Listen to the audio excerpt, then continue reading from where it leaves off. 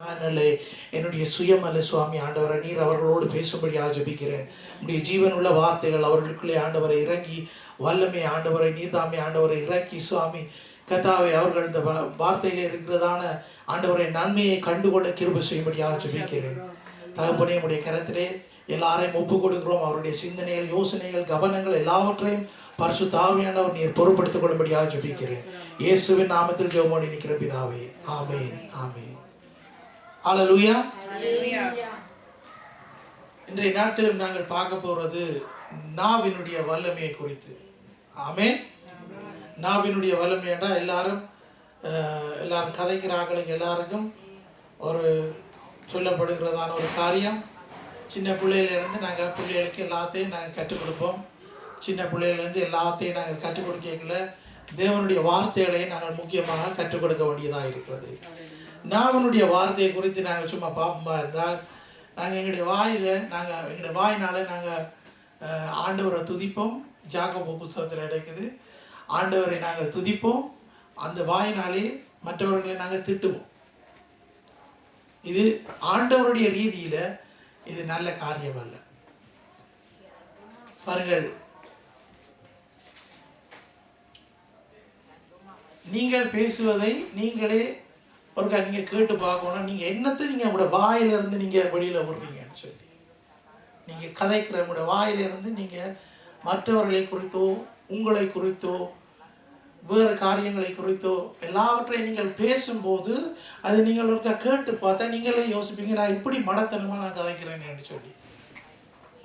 அப்படியாக நாங்கள் கதைக்கக்கூடாது, நாங்கள் அப்படியாக கதைக்கக்கூடாதுன்னு சொல்லி தாய் தகப்பனை சின்னலேருந்து பிள்ளைகள் வளர்ந்து வரைக்கல சொல்லுவாங்க.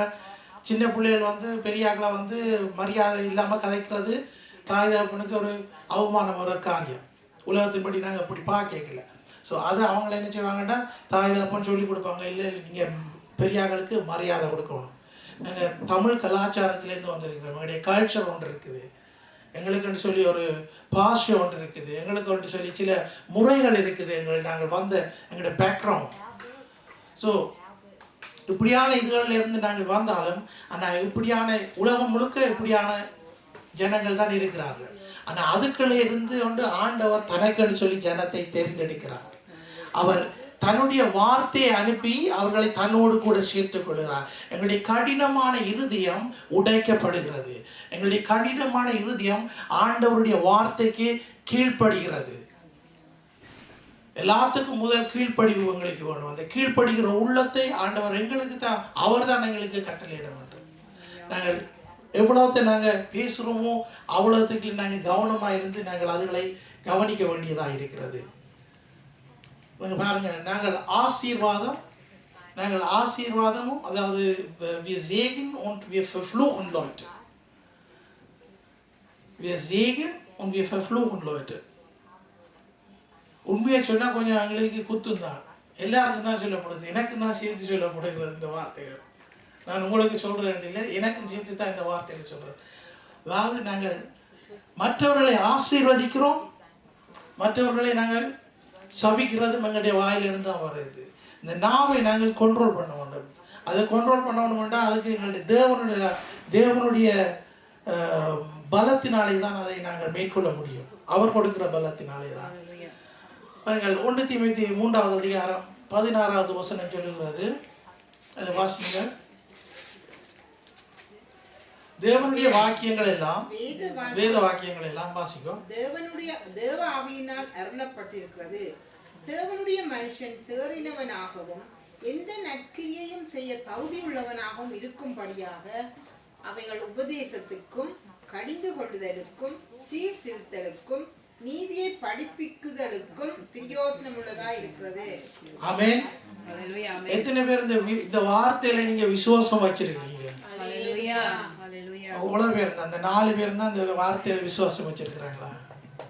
இந்த வார்த்தை எழுதப்பட்டிருக்கிறது, இந்த ரெட் மார்க் அதுல சொல்லி இருக்குது, அவைகள் உபதேசத்துக்கும் கடிந்து கொள்ளுதலுக்கும் சீர்திருத்தலுக்கும் நீதியை படிப்பித்தலுக்கும் பிரயோஜனமாய் இருக்கிறது என்று சொல்லுவாங்க. அப்ப எங்களுக்கு நாங்கள் பிள்ளைகளுக்கு நாங்கள் கற்பிக்கிற காரியங்கள் எங்களுடைய கண்களுக்கு நல்லா தான் இருக்கும். நாங்கள் ஆண்டவரை அறியாட்டிக்கும் நாங்கள் நினைப்போம் எல்லாம் நாங்கள் சரியாக தான் செய்துட்டு போகிறோம். ஆனால் ஆண்டவரை அறிந்து நாங்கள் பிள்ளைகளை வழி நடத்தும் போது, பிள்ளைகளுக்கு கற்பிக்கும் போது, நாங்கள் இதுக்காண்டி நாங்கள் யூனிவர்சிட்டிக்கு போக தேவையில்லை. நாங்கள் இதுக்கெல்லாம் யூனிவர்சிட்டிக்கு போய் நாங்கள் படிக்க தேவையில்லை. இது ஆண்டவர் கொடுக்கிறதான வார்த்தை. அவருடைய வார்த்தை உண்மை உள்ள வார்த்தைகள். ஆண்டவருடைய வார்த்தை சொல்லுகிறது, வானமும் பூமியும் ஒளிந்து போகும், அவருடைய வார்த்தைகள் ஒளிந்து போவதில்லை என்று சொல்லி. பாருங்கள், இந்த வார்த்தையில சொல்லப்பட்டிருக்கிறபடி உபதேசத்துக்கும் கடிந்து கொள்வதற்கும் சீர்திருத்தத்துக்கும் எங்களுடைய பிள்ளைகளை வெளியில இருக்கிற ஆட்கள் யாராவது அடிச்சு திருத்துவாங்களா, உண்மையா எங்களோட பிள்ளைகள் ஏதோ தாறுமாறாத்தான் நடக்குதுன்னு எங்களுக்கு தெரியும். அவ்வளோத்துக்கு நாங்கள் விட மாட்டோம். என்னடா எங்களோட பிள்ளைகளை நாங்கள் தான் கவனமாக வளர்ப்போம். நாங்கள் தான் பிள்ளைகளுக்கு நாங்கள் சொல்கிறத சொல்லி செய்கிறத செய்து ரெண்டு இடத்துல போடணும் போட்டு தான் திருத்தணும். அப்படித்தான் இருக்கு பைபிளில், நீதிமொழிகள் எழுதப்பட்டிருக்கிறது.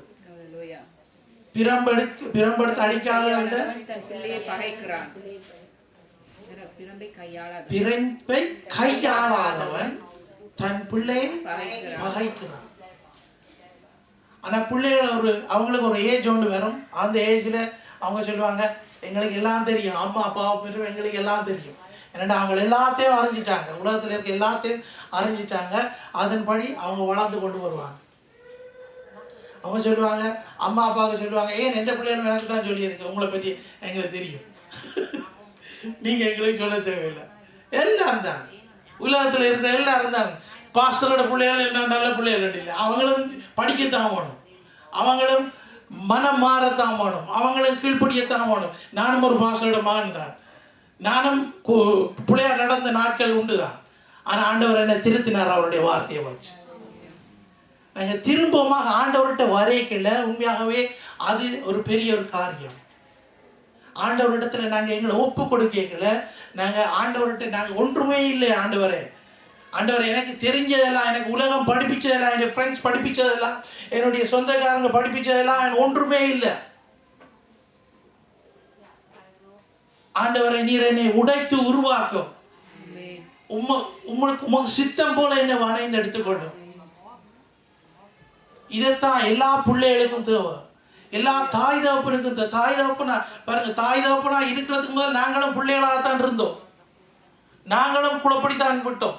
ஒருத்தரும் சொல்லல, நான் ஒருத்தரும் ஒரு குளப்படியும் செய்யலையான்னு சொல்லி அப்படி சொல்றாங்க. பொய்யர், எல்லாரும் பாவிகள், எல்லாரும் வழி விலகி கெட்டு போனார்கள் வார்த்தை சொல்லுகிறது. எல்லாரும் பாருங்க, அந்த வார்த்தையை நாங்க மற்ற பிள்ளைகளுக்கு கற்றுக் கொடுக்கணும்டா, எங்கட பிள்ளைகளுக்கு கற்றுக் கொடுக்கணும்டா, வேற எல்லாருக்கும் கற்றுக் கொடுக்கணும்டா. நாங்கள் எங்களுடைய வாழ்க்கையில் எங்களுக்கு ஒவ்வொரு Bereich இருக்கு. Wir haben alle verschiedene Bereiche. Manchmal sind wir je nach dem Alter, wo wir unterschiedlich sind, wir sind in der Schule, wir sind in der Arbeit, wir sind vielleicht im Studiumbereich, wir sind mit den Freunden unterwegs, wir sind mit der Verwandtschaft unterwegs. Aber wir haben verschiedene Bereiche. Aber wir sollten jetzt nicht überall in verschiedenen Bereichen uns verstellen. அதாவது எங்களுடைய வாழ்க்கையில் நாங்கள் எங்களுடைய சொந்தக்காரரோடு நாங்கள் வாழ்ந்து வருவோம், எங்களுடைய ஃப்ரெண்ட்ஸோடு வாழ்ந்து வருவோம், எங்களுடைய ஸ்கூலில் நாங்கள் வாழ்ந்து வருவோம், நாங்கள் படிக்கிற இடத்துல நாங்கள் வாழ்வோம், நாங்கள் வேலை செய்கிற இடத்துல இருப்போம். அப்போ இதில் இருக்கல நாங்கள் ஒவ்வொரு இடத்துல நாங்கள் வாழ்ந்து வரைக்கல அந்தந்த இடங்களில் நின்று கொண்டு நாங்கள் அந்தந்த டைமில் நாங்கள் நடிக்கக்கூடாது. மற்றவர்களுக்கு நாங்கள் நல்லவர்கள் சொல்லி நடிக்கக்கூடாது. ஆண்டவருக்கு முன்பாக நான் நேர்மையாக இருக்க வேண்டும். ஆண்டவர் என்னை எங்கே போனாலும் ஆண்டவர் என்னை காணுகிறார். நான் பள்ளிக்கூடத்துக்கு போனாலும் ஆண்டவர் என்னை காணுகிறார். நான் வேலை இடத்துல நின்றாலும் ஆண்டவர் என்னை காணுகிறார். நான் சமையல் அறையில் இருந்தாலும் ஆண்டவர் என்னை காணுகிறார். அப்ப நான் இப்படியாக வாழ்ந்து வரையில நான் ஆண்டவருக்கு முன்பாக நேர்மையா இருப்பேன்டா, மற்றவங்களுக்கு முன்பாக நான் நேர்மையா இருப்பேன். ஏன்னா அவருக்கு பயப்படுகிற பயம் எனக்குள்ளே உண்டாகும். அவருக்கு பயப்படுகிற பயத்தினாலே நான் ஜீவிக்க தொடங்குவேன். அது என்னுடைய பலத்தினாலே அல்ல, தேவன் எனக்கு பரிசுத்த ஆவியானவரை கொடுத்திருக்கிறார். அந்த பரிசுத்த ஆவியானவர் தான் என்னை கரெக்ட் பண்றவர். இந்த வார்த்தையின்படி அந்த பரிசுத்த ஆவியானவர் தான் என்னை உபதேசிக்கிறவர், என்னை கடிந்து கொள்கிறதுக்கு எல்லாத்துக்கும் ஆண்டவர் பரிசுத்த ஆவியானவருடைய கிரியை, அவருடைய வழியோடு கூட ஆவியிலே நாங்கள் பாருங்க, ஆவி ஆத்துமா சரீரம்னு சொல்லி நாங்கள் 3 வகைகளாக இணைக்கப்பட்டிருக்கோம். ஆனால் எங்களுடைய நோக்கங்கள் எல்லாம் எங்களுடைய மாம்சத்துக்குரிய காரியங்களை தான் நாங்கள் நாடுகிறவராக இருப்போம். நான் இப்படியா உடுக்கணும், நான் இப்படியா இருக்கணும், நான் இப்படியாக நான் பாடணும், நான் இப்படியாக நடக்கணும், அப்படியெல்லாம் நாங்கள் சிந்திச்சு கொள்வோம். ஆனால் எங்களுடைய ஆவி தான் தேவனிடத்திலே போய் சேர போகிறது. இந்த மாம்சம் தூசி மண்ணோடு மண்ணாக போகிறது. ஆனால் எங்களுடைய ஆவி தேவனுக்கு முன்பாக சரியாக இருக்க வேண்டும். அல்லேலூயா. நாங்கள் வசனத்துக்கு கடந்து செல்வோம். இது வசனம் இல்லை, இனிதான் வசனம் வரப்போகுது. German, Deutschle நான் திருப்ப முருகா. Ja, alle Schriften sind. Alle Schrift ist von Gott. Kannst du mal bitte lesen? Alle Schrift ist von Gott eingegeben und nützlich zur Lehre, zur Überführung, zur Zurechtweisung, zur Unterweisung in der Gerechtigkeit, damit der Mensch Gottes richtig ist, für jedes gute Werk ausgerüstet. Amen. ஆண்டவர் எங்களுக்கு ஒரு நன்மையான காரியத்தை ஆண்டவர் செய்திருக்கிறார். என்னடா எல்லா பாஷைகளிலும் ஆண்டவர் பைபிள் எங்களுடைய கரங்களில் தந்திருக்கிறார். நீங்க தமிழ் ஆகலன்னா உங்களுக்கு தமிழ்ல நீங்க பைபிள் படிக்கலாம். நீங்க இங்கிலீஷ் தான் உங்களுக்கு வாசிக்கணும்னா இங்கிலீஷ்ல நீங்க படிச்சு கொள்ளலாம். ஆனா படிச்சு நீங்க கற்றுக்கொள்ளுங்க. படிச்சுட்டு அந்த வார்த்தைக்கு உங்களை ஒப்பு கொடுங்க. தமிழில் நாங்க படிக்கலாம். அப்போ பாருங்க, நான் இந்த இடத்துல நான் எவ்வளவுக்கு எல்லாருக்கும் இந்த வார்த்தைகள் போய் சேரணும், அவ்வளவுக்கு நான் டச்சுலையும் தமிழ்லையும் உங்களுக்கு நான் இந்த பிரசங்கத்தை நான் ஆயத்தப்படுத்தி வந்திருக்கேன். இதை தொடர்ந்து செய்கிற காரியம் தான். இதில் நாங்கள் முதலாவது வார்த்தைக்கு நாங்கள் கடந்து செல்வோம். முதலாவது வார்த்தை சொல்லுகிறது, மரணமும் ஜீவனும் நாவின் அதிகாரத்திலே இருக்கிறது என்று சொல்லி நாங்கள் பார்க்கிறோம். எங்க நீதிமொழிகள் 18:21 மரணமும் ஜீவனும் எங்களுடைய நாவின் அதிகாரத்திலே இருக்கிறது. Tod und Leben sind in der Gewalt der Zunge. Wer sie liebt, wird den Frucht essen. அதன் கனியை புசிப்பார்கள். யார் அதில் பிரியமாக இருக்கிறார்களோ அவர்கள் அந்த கனியை புசிப்பார்கள் என்று சொல்லப்பட்டிருக்கிறது. ஆண்டவருடைய வார்த்தையை நாங்கள் வாசிக்கிறோம். அவருடைய வார்த்தை சொல்லுகிறது, மரணமும் ஜீவனும் நாவின் அதிகாரத்தில் இருக்கிறது. பாருங்கள், நான் என்ன பற்றி நான் சொல்லல, நான் என்ன பற்றி நீங்க எல்லாரும் செய்யற காரியத்தை தான் நான் உங்களுக்கு சொல்ல போறேன். நாங்கள் ஒவ்வொரு தடவை நல்ல வடிவா உடுத்திட்டு போய் கண்ணாடிக்கு முன்னுக்கு நின்று கொண்டு நாங்கள் எங்களோட ஜோஸ்னா உடனே வந்துடும், நான் நல்ல வடிவாக இருக்கிறேன், எனக்கு நல்லா இருக்கு, என் மீசை நல்லா இருக்குது, நான் இப்படி நல்ல வடிவாக உடுத்துருக்கிறேன் அப்படின்னு சொல்லி நாங்கள் திங்க் பண்ணி கொள்வோம். பாருங்க, அப்போ நான் அப்படி திங்க் பண்ணுற நிமித்தம் நான் எனக்கு நன்மையை தான் தருறேன். ஆனால் மற்றவர்களை பார்த்து நான் என்ன சொல்கிறேன், அவர் சரியில்லை, இவர் சரியில்லை, ஒடுக்கல, அப்படியே நாங்கள் சொல்லக்கூடாது. இது சிம்பிளான அதாவது எங்களுடைய மாம்சத்தின் ரீதியாக நாங்கள் சிந்திக்கிறதான காரியங்கள். ஆனால் ஆண்டவருடைய வார்த்தை சொல்லுகிறது, எங்களுடைய மரணமும் ஜீவனும் நாவின் அதிகாரத்தில் இருக்கிறது. இதை குறித்து நாங்கள் கொஞ்சம் ஆழமாக நாங்கள் பார்க்கணும்னா நாங்கள் எந்த புத்தகத்துக்கு நாங்கள் போகணும்னு நினைக்கிறீங்க? நீங்கள் யாருக்காவது தெரியுமா? யாக்கோபு புத்தகம் நல்லா படிச்சிருக்கிறாங்க. இங்கே இருக்கிற ஒரு 4 பேர் நல்லா பைபிள் நல்லா படிக்கிறாங்க. இந்த 4 பேருக்கு தான் நல்ல மார்க்ஸ் கொடுக்கும். 100க்கு 100 ஆண்டவர் சொல்லுவார். ஸோ பாருங்க, பிள்ளைகள் நல்லா நீங்கள் பைபிளை படிக்கணும். பெரியாங்க மற்றாக்கள் தான் படிக்காத ஆக்கள் எல்லாரும் படித்து கொடுக்கணும். ஏன்னா இந்த இடத்துல இந்த சபையில் வர்றாங்க எல்லாரும் ஒரு பெண்ணும் கொப்பியும் வந்து நோட்ஸ் எடுக்கிறாங்க. இந்த இடத்துல ஒரு பெண்ணும் கொப்பியும் கொண்டு வந்து நோட்ஸ் எடுக்கிறேன்னா அதை எழுதி போட்டு வீட்டு போய் பார்க்குறது, இது என்னைக்கு ஆண்டவர் என்ன சொல்லியிருக்கார். நாங்கள் ஒரு போலியாக நாங்கள் இந்த இடத்துல சபையை நடத்தையில் ஆண்டவருடைய வார்த்தைக்கு அடங்கி, ஆண்டவருடைய வார்த்தைக்கு பயந்து, தேவனுடைய சித்தத்தின்படி அவர் எதை சொல்லுகிறாரோ அதன்படி நாங்கள் வாழ்ந்து காட்டுறோம் மற்றவர்கள். எத்தனை பேர் ஆமென் சொல்லுவீங்க? நாங்கள் வாழ்ந்து காட்டுவோம். நாங்கள் மற்றவர்கள், என்னுடைய குடும்பம் ஆண்டவர் தெரிந்தெடுத்த குடும்பம். நானும்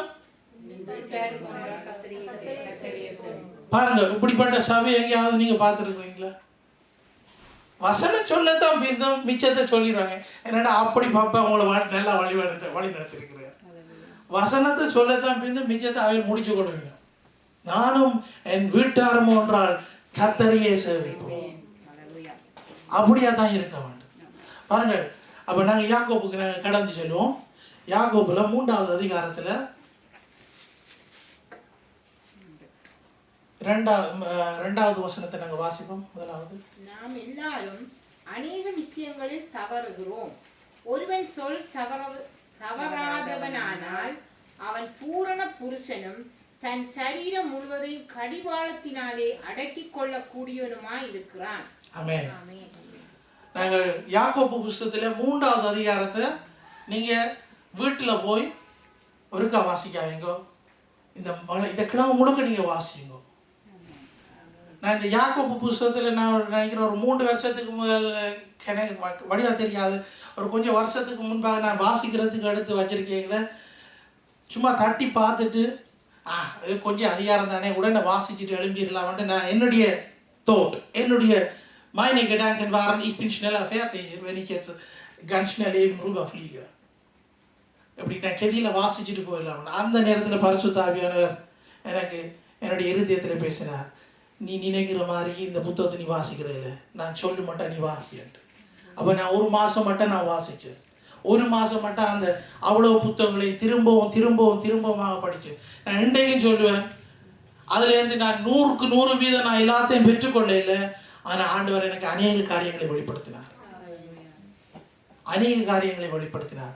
அப்போ பாருங்க, பைபிளை படிக்கல ஒரு சின்ன பிள்ளைகளுக்கு நான் சொல்கிறேன், பில்லங்கத்துக்கு அப்பா அம்மா சொல்கிறாங்களே அவங்க கரைச்சல் தராங்களே அப்படி படிக்காதீங்க. உண்மையாக நேசியுங்க, வசனத்தை நேசித்து படியுங்க, அப்படி படிக்கும். ஸோ அப்போ நாங்கள் வாசித்தோம் என்னண்டு 2வது வசனம் என்ன? நாம் எல்லாரும் அநேக விஷயங்களில் தவறுகிறோம். ஒருவன் சொல் தவறாதவனானால் அவன் பூரண புருஷனும் தன் சரீரம் முழுவதையும் கடிவாளத்தினாலே அடக்கிக் கொள்ளக்கூடியவனுமாய் இருக்கிறான். ஓகே, இப்போ இங்கே இருக்கிற பிள்ளைகளுக்கு கொஞ்சம் இந்த தமிழ் கொஞ்சம் கஷ்டமாக இருக்கலாம். இப்போ நாங்கள் டொச்லேயும் நான் இதில் போட்டிருக்கிறேன், டொச்லேயும் வாசிப்போம். அதுக்கு முதல் கொஞ்சம் இலகுவான தமிழ் டிஆர்பி விஷனில் நாங்கள் வாசிப்போம்.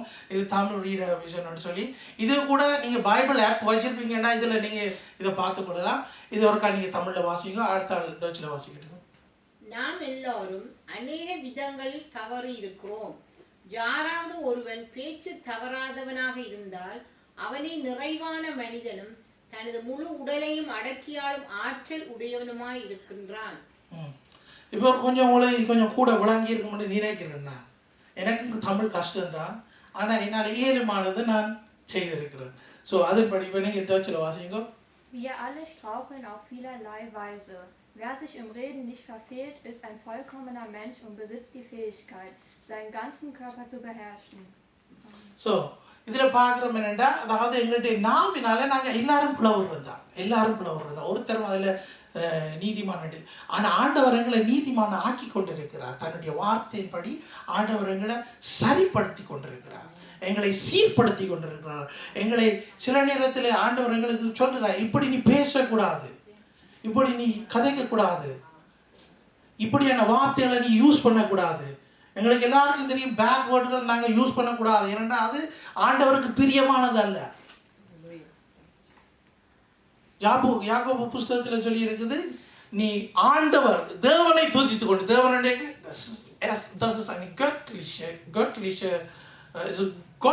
Gottheit, wie soll ich Gottheit loben mit meinen Lippen, mit meiner Zunge, und dann Gott hat sein Ebenbild, ein Mensch erschaffen, ihn verfluchen. ஆண்டவரை நாங்கள் துதித்து கொண்டு, ஆண்டவர் தன்னுடைய சாயலாக படைத்ததான மனிதனை நான் சபிக்க கூடாது என்று சொல்லப்பட்டிருப்பது. ஆண்டவருக்கு சாயலான மனிதனை நான் சபிக்க கூடாது. அப்போ இது நார்மலாக நாங்கள் மற்றவர்களுக்காக, அப்போ எங்களுக்கு என்ன செய்வோம்னா, நாங்கள் எங்களுக்கு நன்மையான காரியங்களை தான் நாங்கள் எங்களுக்கு எடுத்துக்கொள்வோம். ஆனால் மற்றவர்களுக்கு ஆட்டோமேட்டிக்லி அது எங்களுக்கு பிரச்சனை இல்லை, அவங்கள என்ன மாதிரி இருந்துட்டு போனாலும் அப்படின்னு. ஆனால் கிறிஸ்துவை உடையவர்கள் அவர்களிலும் கருணையாக இருப்பார்கள். மற்றவர்களை குறித்தும் ஒரு ஒரு ஒரு கேர் இருக்கும் அவர்களுக்கு மேலே. மற்றவங்க இப்படி கஷ்டப்படக்கூடாது, அந்த ரீதியில் நாங்கள் வருவோம் வேண்டாம். நாங்கள் சுவிசேஷத்துக்கு நாங்கள் இறங்குறதுக்கு நாங்கள் ஒரு இயலான ஒரு வழி. மற்றவர்கள் மேல ஒரு கவனம் எங்களுக்கு இருக்குமா இருந்தா அவங்க நாங்கள் பட்ட நன்மையை அவங்களும் கண்டுகொள்ளணும், நாங்கள் கண்ட நன்மையை அவங்களும் கண்டுகொள்ளணும். அந்த ரீதியில் நாங்கள் நோக்கி பார்ப்போமா இருந்தால் உண்மையாகவே ஆண்டவர் என்ன சொல்லியிருக்கிறார், நான் உங்களுக்கு சமாதானத்தை விட்டு போகிறேன். இந்த உலகம் கொடுக்குற சமாதானம் அல்ல, என்னுடைய சமாதானத்தை நான் உங்களுக்கு விட்டு போகிறேன். அவருடைய சமாதானத்தை பெற்றுக்கொண்டு அதிலே நாங்கள் சமாதானமாக இருக்கிற ஜனங்கள் இருந்த நேரத்தில் ஆண்டவர் எங்களுக்கு காட்டுவார். பாருங்க, மற்ற குடும்பங்களை மற்ற நபர்களை காட்டுவார். பார், இவருக்கு இப்படியாக இருக்கிறான், அவங்களுக்கு சமாதானம் இல்லாமல் இருக்குது, அவங்களுக்கு சமாதானம் இல்லாமல் இருக்கிறது.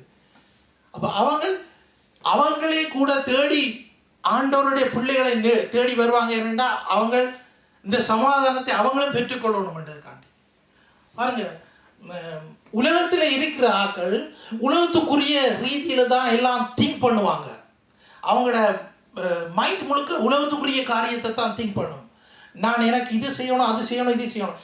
இதிலே அவங்களுடைய கஷ்டம், அவங்களுடைய முழு பலத்தையும் இழந்துடுறாங்க, அவங்களுடைய முழு பலத்தையும் இழந்துடுறாங்க. ஆண்டவர் சொல்லுகிறார், நீ நாளைய குறித்து நீ கவலைப்படாத, அதுக்கு ஏற்றுக்கிற ஆண்டவர் எல்லாம் செய்து வச்சிருக்கிறார். அப்ப நாங்க கவலைப்பட்ட ஒரு பிரயோஜனமும் இல்லை. அப்போ அதுக்கேற்ற மாதிரிக்கு நாங்கள் என்ன செய்யணும்னா, நாங்கள் நன்மையான காரியங்களை எங்களுடைய ஞாபகத்தை எங்களுடைய மைண்டுக்கு நாங்கள் எடுத்துக்கொள்வோம். அப்படி எடுத்துக்கொண்டா தான் நாங்கள் நல்லா வாழுவோம். பாருங்க, ஒரு கல்யாணத்துக்கு போய் அந்த கல்யாணம் முடிக்க தம்பதிகளை ஆசீர்வதிக்கல என்னன்னு சொல்லுவாங்க? சொல்லுங்க, நீங்கள் எல்லாருக்கும் தெரியும் தான். நீங்கள் எத்தனை கல்யாணத்துக்கு போனீங்க சொல்லுங்க. சொல்லுங்க, எனக்கு அது வாயிலே வராது. நீரோடி காலம் 10 பெற்று 16 பெற்றோ ஏதோ ஒன்று சொல்லுவாங்களே, அது சொல்லுங்க. அப்ப நன்மையான காரியத்தை சொல்லித்தான் அவங்கள வாழ்த்துறாங்க, நன்மையான காரியத்தை குறித்து தான் சொல்லித்தான் வாழ்த்துறாங்க. ஒரு பிறந்த நாள் வந்தாலும் இந்த பிறந்த நாள் வந்த நபருக்கு விஷ் யூ ஹாப்பி பர்த்டே சர்வசாதாரணம். சில பேர் இதை ஒரு ஏக்கத்தோடு காத்து கொண்டிருப்பாங்க, யார் எனக்கு விஷ் பண்ணுவாங்கன்னு சொல்லி. சில பேர் கேர்லெஸ்ஸாக விட்டுடுவாங்க. ஆனா பாருங்க, நாங்கள் நன்மையான காரியங்களை சொல்லி மற்றவர்களை நாங்கள் வாழ்த்துகிறோம். இது எங்களுக்கு பழக்கமாக போயிட்டது. அப்போ நாங்கள் நன்மையான காரியங்களை சொல்லும் போது அப்போ அவங்கள உண்மையாக வாழ்த்தும் போது மனப்பூர்வமாக நாங்கள் வாழ்த்துவோம். அப்போ எங்களுடைய வாயிலிருந்து நாங்கள் இதை விட்டுட்டு எங்களோட குடும்பத்துக்கு வருவோம். எங்களோட குடும்பத்துக்கு வரைக்கல பிள்ளைகளுக்கு நாங்கள் என்ன மாதிரி சொல்கிறோம் உங்களுக்கு தெரியும். பிள்ளைகளை நாங்கள் என்ன மாதிரி பேசுகிறோம். நாங்கள் கோபம் வந்த ஒன்று எல்லாரும் தங்கட நாசை பிடிச்சி கொள்ளலாம். டச்சில் சொல்ல போனால் wir können alle unsere eigene Nase anfassen, also fassen. Wir sind alle schuldig. நாங்கள் எல்லாரும் அதில் தவறிட்டோம். பிள்ளைகளை பேசிக்கலாம் கண்ட வடிக்கு வாயில் வந்த மாதிரி திட்டிட்டு போயிடுவோம். ஆனால் அதுக்கேற்ற மாதிரி குழப்படியும் தான். ஸோ அப்போ நாங்கள் பிள்ளைகளை இனி திட்டாமல், பிள்ளைகளுக்கு ஒரு கஷ்டம்னா கேட்காதது, அது கேட்கவே கேட்காது. கட்டாச்சு இதுக்குள்ளால அதுக்குள்ளால வேற எங்கேயோ எல்லாம் போயிடும். அந்த சொன்ன காரியம், அந்த சொன்ன காரியத்துக்கு நாங்கள் எழுப்பினா தான் அதுக்கு பிறகுதான் வேலை நடக்கும். பாருங்க, பிள்ளைகளுக்கும் நாங்கள் கவனமாக நாங்கள் சொல்லிக் கொடுக்கணும். இதே மாதிரி தான் நாங்கள் வார்த்தை அது நாங்கள் எங்களுடைய வாழ்க்கையை எங்களுக்கு உலகம் கற்பித்ததை நாங்கள் எல்லாம் வைத்து விட்டுட்டு அதை எங்கள்கிட்டலேருந்து உண்மையாக வெளியேற்ற வேணும். அப்போ இதை வெளியேற்ற வேண்டாம், ஆண்டவருடைய வார்த்தைகளை எங்களுக்குள்ள இறங்கணும். எங்களுடைய வார்த்தைகள் எங்களுக்குள்ள இறங்கணும்டா நாங்கள் என்ன செய்வோம்னா வார்த்தையை நாங்கள் படிக்க வேணும். தினது ஆண்டவருடைய வார்த்தை சொல்கிறது, அவருடைய வார்த்தை தானே எங்களுடைய டெய்லி பிரெட்டா. அவருடைய வார்த்தை தான் எங்களுக்கு அனுதின உணவாக இருக்கிறது. அப்போ அதை உட்கொண்டா தான் எங்களுடைய ஆவியிலே அதை சரிப்படுத்தி அதை எங்களுக்குலேருந்து ஒழுங்காக வரும். அப்போ அப்படி பார்க்கணும். அப்படி பார்க்கல இப்போ யாக்கோபு புஸ்தகத்தில் 3வது அதிகாரத்தில் 2வது வசனத்தை வாசிக்கிறோம், 3வது வசனத்தை வாசிக்கிறோம். பாருங்கள், குதிரைகள் நமக்கு கீழ்ப்படியும் படிக்கு அவைகளின் வாய்களில் கடிவாளம் போட்டு அவைகளுடைய முழு சரீரத்தையும் திருப்பி நடத்துகிறோம். கப்பல்களையும் பாருங்கள். அவைகள் மகா பெரியவைகளாய் இருந்தாலும் காற்றுகளால் அடிபட்டாலும் அவைகளை நடத்துகிறவன் போகும்படி யோசிக்கும் இடம் இதுவோ அவ்விடத்திற்கு நேராக மிகவும் சிறிதான சுக்கானாலே திருப்பப்படும். அப்படியே நாவானதும் சிறிய அவயமாயிருந்தும் பெருமையானவைகளை பேசும். பாருங்கள், சிறிய நெருப்பு எவ்வளவு பெரிய காட்டை கொளுத்தி விடுகிறது. நாவு எங்களுடைய நாவில் நாவு ஒரு சின்ன உறுப்பாக இருந்து கொண்டு அது பெரிய காரியங்களை செய்யும். மற்றவர்களுடைய மனதில் வருத்தம் விளைவிக்கிற அளவுக்கு அந்த பேச்சுக்கள் எங்களுடைய நாவிலிருந்து புறப்படுகின்றது. நாங்கள் சின்னனில் பாருங்க, சின்னனில் நாங்கள் விளையாடி கொண்டிருக்கீங்களே, நீங்கள் எல்லாரும் செய்திருப்பீங்க. நாக்கை பிடிச்சி கொண்டு கதைக்கிறது எதுவும் வருமா? வழியில் நாக்கை பிடிச்சி கொண்டு கதைச்சா எதுவும் வருமோ? வராது. என்ன இப்போ பார்க்க போகிறீங்களா? செய்து பாருங்க. நீங்கள் நாங்கள் பிடிச்சி கொண்டு கதைச்சா ஒன்றும் வராது. நாங்கள் சின்னனில் விளையாடுனது. ஆனால் நாவில் இருந்து கொண்டு இவ்வளவு அசுத்தமான காரியங்கள் எல்லாம் எங்களுடைய நாவிலிருந்து புறப்படும். இதுக்கு முக்கியம் என்னென்னா, எங்களுடைய இருதயம் அசுத்தத்தினால் நிரம்பி இருக்கிறது. அசுத்தத்தினால் நிரம்பி இருக்கிறது நிமித்தம் பானையில் இருந்தால் தான் அகப்பையில் வரும் பண்ணுவாங்க. இருதயத்தில் இருந்தால் தான் அது நாவில் வரும். அப்போ பாருங்க, ஆண்டவர் எங்களை நல்லா படைச்சு, எங்களுக்கு நல்லா ஒழுங்காக எங்களை படைச்சு போட்டு எங்களுக்கு ஒரு இதயம் தந்துட்டு ஆண்டவர் சொல்கிறா, சரி போ, உண்ட போக்கில் நீ போ அப்படின்னு அனுப்பி போட்டு பேர்ந்த ஆண்டவர்கிட்ட வார்த்தை எங்களோட பேசுகிற இங்கே வா என்று ஆண்டவர் கூப்பிட்டு எங்களை திருத்துறார். பாருங்க, பழையவைகள் எல்லாம் ஒளிந்து போகும், புதிதானவைகள் எல்லாம் கிறிஸ்துவில் நாங்கள் புதிய மனுஷனாக நாங்கள் எழும்புகிறோம். நாங்கள் புதிய மனுஷனாக நாங்கள் எழும்புகிறது நிமித்தம் எங்களுடைய ஆவி, ஆத்துமா, சரீரம் முழுவதும் புதிதாக்கப்படுகிறது. அப்போ நாங்கள் எங்களுக்கே தெரியும், நாங்கள் முந்தி நடந்த மாதிரி தான் நாங்கள் இப்போ நடந்து கொண்டிருக்கிறோம்டா. நாங்கள் திருந்தே இல்லை. முந்தி நடந்த மாதிரி தான் நாங்கள் இப்பயும் நடந்து கொண்டிருந்தோம்டா. நாங்கள் திருந்தே இல்லைன்னு எங்களுக்கு தெரியும். எங்களுக்கு சொல்லி ஒரு மனச்சாட்சி ஒன்று இருக்குது. அந்த மனச்சாட்சியை எங்களை நியாயம் தீர்த்தணும். நாங்கள் செய்கிறது புளின்னு சொல்லி அது எங்களை நியாயம், அதையும் கேர் பண்ணாமல் பாவத்துக்கு மேலே பாவத்தை செய்து கொண்டு இருப்பேனா இருந்தா எப்பயாவது ஆண்டவர் பொல்லாத கட்டையால் ஒன்றை போட்டுட்டு கூட்டிட்டு வருவார். அதாவது ஆயக்காரர்கள் ஒன்று வச்சிருப்பீங்கன்னா அவங்க வச்சிருக்கிற கோழியில் அப்படி ஒரு வளைவு ஒன்று இருக்கும். அந்த வளைவில் அந்த அவர்கள் ஆடை மேய்க்கிங்களை அப்படி தட்டி தட்டி எல்லாத்தையும் நீந்து மந்தையில் மேய்த்து கொண்டு போய் எங்கேயாவது ஒரு ஆடு எங்கேயாவது ஒரு இடத்துல போய் குறுக்கு மறுக்க ஓடிச்சோன்னா அதுக்கு அந்த வச்சிருக்கிற அந்த கோலால் மண்டையில் ஒன்றை போட்டுட்டு அப்படியே இழுத்து கொண்டு உள்ள போடுது. அவ்வளோத்துக்கு அடி வேண்டாமா நாங்கள் ஆண்டவரோட வார்த்தை பேசிக்கல எங்களுக்கு ஆண்டவரிடத்தை ஒப்பு கொடுக்கணும். பாருங்க, நாவை நாங்கள் கவனமாக பார்க்கணும். நாவை நாங்கள் கவனமாக பார்த்தா தான் எங்களுக்கு நாங்களே சரிப்பட்டு வருவோம். எங்களுடைய நாவை நாங்கள் ஒழுங்காக பார்க்கணும். நாங்கள் ஆண்டவரிடத்தில் போய் நாங்கள் ஜெபிக்கிறதெல்லாம் ஒரு போலியாக போகக்கூடாது. ஆண்டவரிடத்தில் போய் நாங்கள் ஜெபம் பண்ணுறதெல்லாம் போலியாக போகக்கூடாது. ஆண்டவருடைய வார்த்தைகளை நாங்கள் தினமும் அதாவது 24/7 müssen wir mit Gottes Wort konfrontiert werden. Wir sind immer müssen wir mit Gottes Wort Verbindung bleiben. எங்களுக்கு ஃபோனுக்கு சார்ஜ் இல்லைன்னா நாங்கள் ஓடப்பட்டு திரிவோம். எங்கேயாவது கொண்டே போட்டு சார்ஜ் ஆகணும். அது ஒரு தேவையில்லாத ஒரு காரியம்.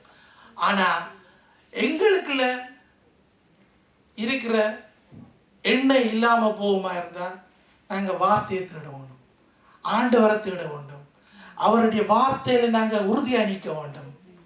இந்த 10 கனியில மாதிரி நாங்கள் அதில் சில பேர் ஆயத்தம் இல்லாமல் வந்த மாதிரி நாங்கள் இருக்கக்கூடாது. எந்த நேரம் ஆயத்தமாக இருக்க வேண்டும். ஆமென். நாங்கள் வாசிங்க தொடர்ந்து. நாவும் நெருப்பு தான், அது அநீதி நிறைந்த உலகம். நம்முடைய அவயவங்களில் நாவானது முழு சரீரத்தை கரைப்படுத்தி ஆயுள் சக்கரத்தை கொளுத்தி விடுகிறதாயும் நரக அக்கினியினால் கொளுத்தப்படுகிறதாயும் இருக்கிறது. 9 மட்டும் வாசிட்டீங்க. இல்ல 6 வாசிச்சேன். வாசிங்க. சகல விதமான மிருகங்கள், பறவைகள், ஊரும் பிராணிகள், நீர்வாழும் ஜந்துக்கள் ஆகிய இவைகளின் சுபாவம் மனுஷ சுபாவத்தால் அடக்கப்படும், அடக்கப்பட்டதும் உண்டு.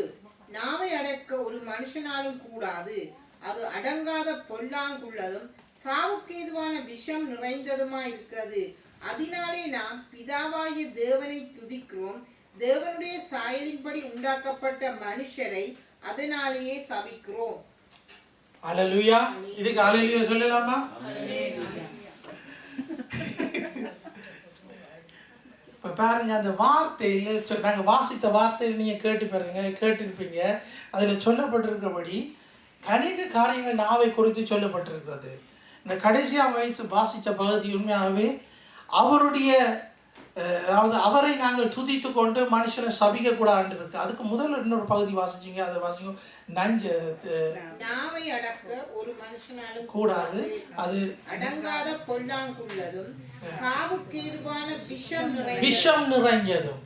சாவுக்கு ஏதுவான விஷம் நிறைந்ததும். சாவுக்கு ஏதுவான விஷம் நிறைஞ்சதுமா இருக்கிறது. அப்ப பாருங்க, அவ்வளோத்துக்கு எங்களுடைய நாவு சொல்லுங்க, அவ்வளோத்துக்கு எங்களுடைய நாவு விஷம் என்றாலே நாங்கள் கொஞ்சம் பயந்துடுவோம். ஆனால் அந்த விஷம் நிறைஞ்சதாக தான் இருக்குது. சரியா நாங்கள் எங்களுடைய நாவை நாங்கள் பிரயோஜனப்படுத்தாட்டிக்கு அது புளியாத்தான் எங்களுக்கு வந்து சேரும். ஆண்டவரங்களை ஒழுங்காக தான் படைச்சிருக்கிறார். அதன்படி நாங்கள் சரியான வார்த்தையில நாங்கள் பேசப்படணும். சரியான வார்த்தை எங்கே இருக்குது? வேதத்தில் தான் இருக்குது. வேதத்தில் இருக்கிற வார்த்தையில நாங்கள் கற்றுக்கொண்டு அதன்படி நாங்கள் வாழணும்.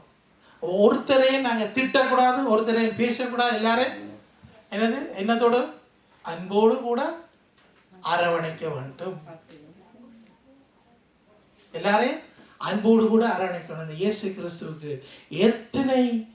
எத்தனை காரியங்களை செய்தார்கள். அவரை அடித்தார்கள், அவருடைய முகத்திலே துப்பினார்கள், தாடி மயிரை பிடுங்கினார்கள், 7 தரம் அவருடைய உடம்புல இருந்து இரத்தங்கள் பாய்ந்தது.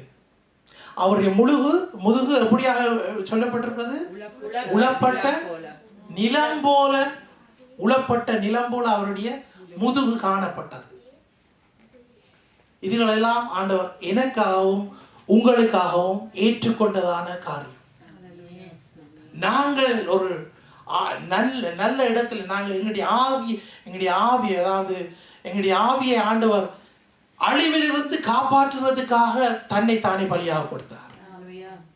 அப்போ ஒவ்வொரு காலம் நாங்கள் வாயை திறந்து கதை கேட்கல, மற்றவர்களை பேசல, திட்டேக்கல, நினைச்சு கொள்ளுங்கோ, நான் இயேசு கிறிஸ்துவை திரும்பவும் சிலுவையில் அறையிறேன். நான் இயேசு கிறிஸ்துவை திரும்பவும் சிலுவையில் அறையிறேன்னு சொல்லி அப்படியாக இருக்காமல் நாங்கள் எங்களை திருத்தி கொள்ள வேண்டும். முடிச்சிட்டீங்களா சார்? சொல்லலாம். Okay sir. இதை குறித்து நாங்கள் மடத்தியால கணக்கை நாவை குறித்து நான் உங்களுக்கு கணக்கை சொல்லிக்கொண்டு போகலாம். நான் ஒரு சில வார்த்தைகளை நாங்கள் பார்ப்போம். பார்த்து இந்த இங்கே உங்களுக்கு ஒன்றும் தெரியாடி தனியாக யாக்கோபு 3வது அதிகாரத்தை போய் முழுக்க வாசிக்கும். நோட்ஸ் எடுக்கிறார்கள், எடுத்த நோட்ஸுகளை பாருங்கோ. எடுக்காதாக்கள் யாக்கோபு 3 நீங்கள் ஞாபகத்தில் வச்சுக்கொண்டு அதை பாருங்கோ. யாக்கோபு 3:6 நாங்கள் இந்த பார்த்த பகுதி தான் இது. எசாயாவில் எசாயா 5வது அதிகாரம் 6வது அதிகாரம் 5லேருந்து 7 மட்டும் அதில் சொல்லப்படுகிறது. பாருங்க, எசாயா ஒரு தீர்க்கதரிசி. அந்த தீர்க்கதரிசியே சொல்லுகிறார். எப்படியாக சொல்லுகிறார் பாருங்க. அது எசாயா தொடக்கத்திலேருந்து நீங்கள் வாசிச்சு கொண்டும் போகலாம். ஆனால் நீங்கள் இந்த பகுதியை வாசிங்க. 5வது. அப்பொழுது நான் ஐயோ அதமானே நான் அசுத்த உதடுகள் உள்ள மனுஷன், அசுத்த உதடுகள் உள்ள ஜனங்களின் நடுவில் வாசமாயிருக்கிறவன் சேனைகளின் கர்த்தராகிய ராஜாவை என் கண்கள் கண்டதே என்றான். அதுக்கு பிறகு என்ன நடக்குது?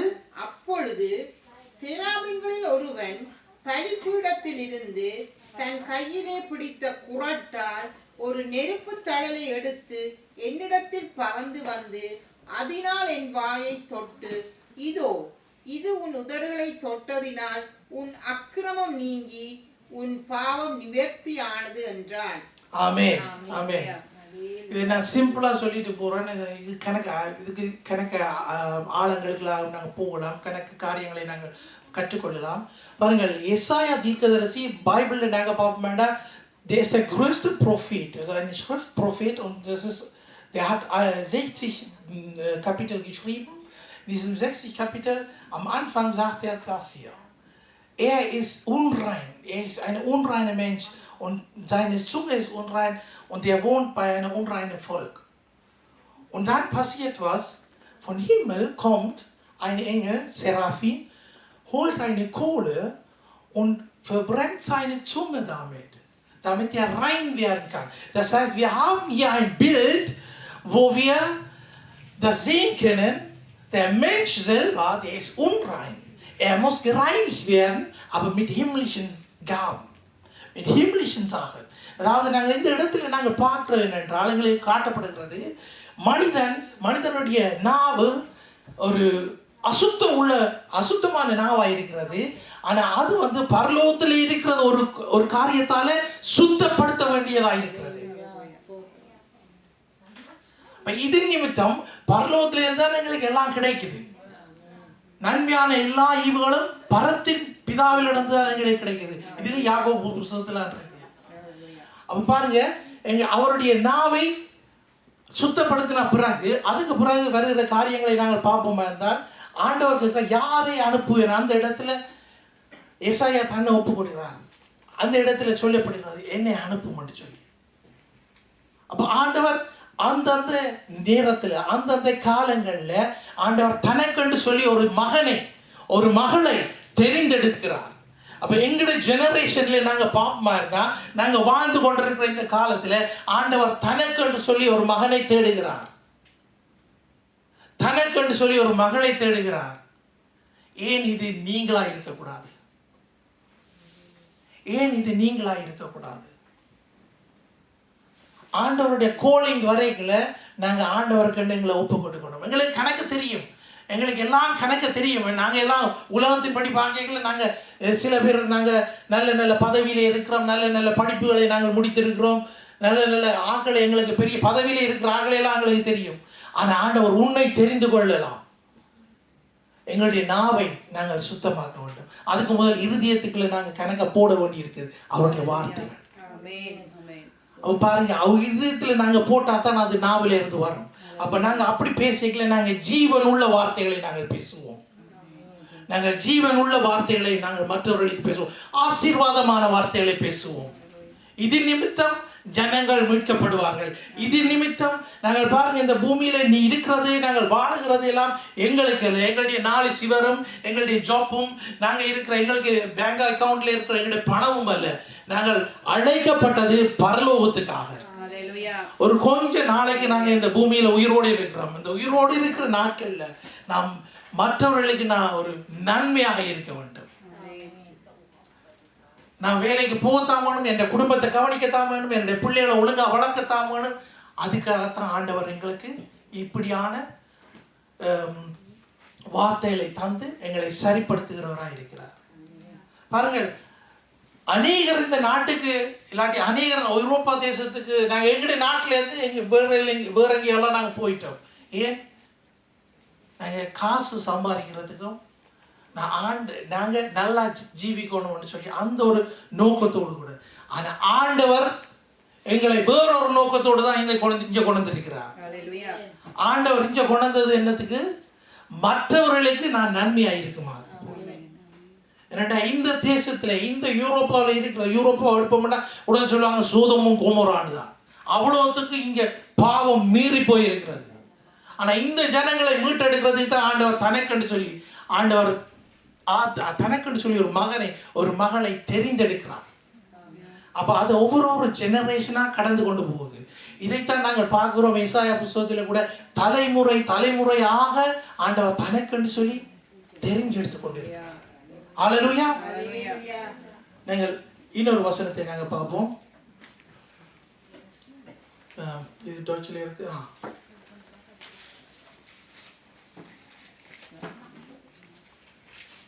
இதுதான் கடைசி வசனம். கடைசி வசனம் முக்கியமான வசனம். எல்லாரும் கவனியுங்கோ.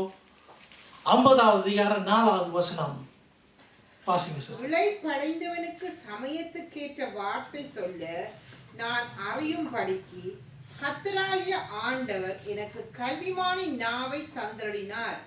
காலை தோறும் என்னை எழுப்புகிறார். கற்றுக்கொள்ளுகிறவர்களைப் போல நான் கேட்கும்படி என் செவியை கவனிக்க செய்கிறார். ஆமென். ஹல்லேலூயா சொல்லுவோமா எல்லாரும்? கல்விமானின் நாவை எனக்கு தந்திருக்கிறார். அப்போ என்னுடைய படிப்பு, நான் படிக்க இந்த உலகத்துக்காக நான் ஒரு காரியத்துக்கு நான் படிப்பேன். நான் இன்ஜினியரிங் படிக்கிறேன்டா அதை பற்றி நான் நல்லா தெரிஞ்சு வச்சுருக்கணும். நான் எக்ஸாம் எழுதணும். நான் இத்தனை வருஷம் நான் படிக்கணும். ஆனால் இது இந்த வேத புஸ்தகத்தை இந்த வேத புஸ்தகம் நான் மறிக்க மாட்டேன். நான் படிக்க வேண்டிய ஒரு பாடமாக இருக்கிறது. நான் மறிக்க மாட்டேன். நான் மறிக்க மாட்டேன். நான் படிக்க வேண்டிய ஒரு பாடமாக இருக்கிறது. இதை நான் தொடர்ந்து படித்து கொண்டே இருக்கணும். அப்போ ஆண்டவர் எனக்கு இந்த கல்விமானின் நாவை தந்தது என்னத்துக்குண்டா, நான் மற்றவர்களுக்கு நான் ஆசீர்வாதமாக இருக்க வேண்டும். அவங்களுக்கு ஏற்ற நேரத்தில் ஏற்ற வார்த்தையை நான் அவங்களுக்கு சொல்லணும். அவங்களுடைய மனம் உடைந்திருக்கும். அவங்களுடைய மனம் உடைந்து போயிருக்கும். பிள்ளைகளின் நிமித்தம், ஜாப்பின் நிமித்தம், இல்லாட்டி தங்களுடைய குடும்பத்தின் நிமித்தம் ஏதாவது ஒரு காரியத்தை அவங்கள எந்த நேரம் ஒரு கவலை அவங்களோட இருக்கும். இதைத்தான் நாங்கள் மத்தேயுவில் நாங்கள் பார்க்குறோம். இதோ வருத்தப்பட்டு பாரம் சுமக்கிறோடே எல்லாரும் என்னிடத்தில் வாருங்கள், நான் உங்களுக்கு இளைப்பாறுதல் தருகிறேன். ஆண்டவர் எங்களுக்கு நாங்கள் வச்சிருக்கிறதான அந்த பேக் பேக்கை ஆண்டவர் தான் எடுக்க விரும்புகிறார். எங்களுடைய சுமையை, எங்களுக்கு இருக்க தலையடிய ஆண்டவர் எடுக்க விரும்புகிறார். எங்களுக்கு இருக்கிறதான இந்த மார்கன் மேட்ச்னு ஆண்டவர் எடுக்க விரும்புகிறார். ஏனென்றா அவர் எங்களுக்கு இளைப்பாறுதல் தருகிற தேவனாக இருக்கிறார். அப்படிப்பட்ட ஒரு தேவனை நாங்கள் நம்பி இருக்கிறோம். நாங்கள் தேவனிடத்தில் எங்களை ஒப்பு கொடுப்போம். ஆண்டவரே, நான் உமக்கு எதிராகவும் பரத்துக்கு எதிராகவும் பரலோகத்துக்கு எதிராகவும் நான் செய்த பாவங்கள் என்னுடைய நாவினாலே, என்னுடைய நாவின் அறிக்கையினாலே நான் மற்றவர்களை திட்டியிருந்தால் என்னை மன்னியும். ஆண்டவரிடத்தில் நாங்கள் எங்களை ஒப்பு கொடுப்போம். எழும்புவோம்.